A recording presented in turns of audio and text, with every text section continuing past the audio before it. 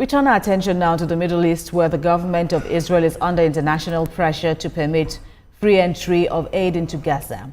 The United Nations says families are living under unimaginable hardship and some are at the brink of starvation. We have this report.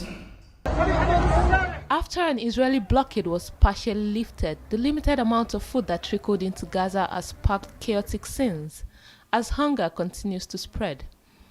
Armed looters attacked an aid convoy overnight, sparking an armed conflict with Hamas security officials, who witnesses say were then targeted by an Israeli drone strike. The convoy of 20 trucks carrying flour, being escorted by 6 Hamas security officers, were en route from the Karem Shalom crossing to a World Food Programme warehouse in the city of Deir al-Balah, where it was ambushed by 5 unidentified gunmen who fired at the tires of the vehicles and tried to seize the cargo.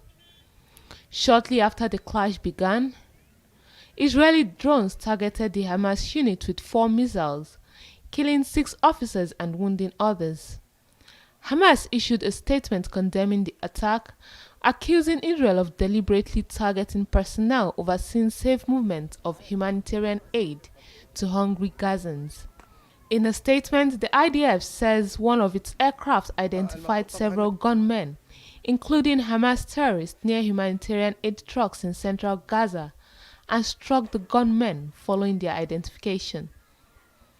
The Secretary General, Antonio Guterres, says for nearly 80 days, Israel blocked the entry of life-saving international aid into Gaza, creating staggering obstacles. The entire population of Gaza is facing the risk of famine. Families are being starved and denied the very basics, all with the world watching in real time. Israel has clear obligations under international humanitarian law. It must treat civilians humanely, with respect for their inherent dignity. It must not forcibly transport, deport, or displace the civilian population of an occupied territory. And as the occupying power, it must agree to allow and facilitate the aid that is needed. A small amount of food has been allowed to cross into Gaza this week. About 130 lorries carrying aid have crossed the border in the last 3 days, after an 11-week blockade was partially lifted by the Israeli Defense Forces. The UN says 500 to 600 trucks of supplies a day are needed in Gaza.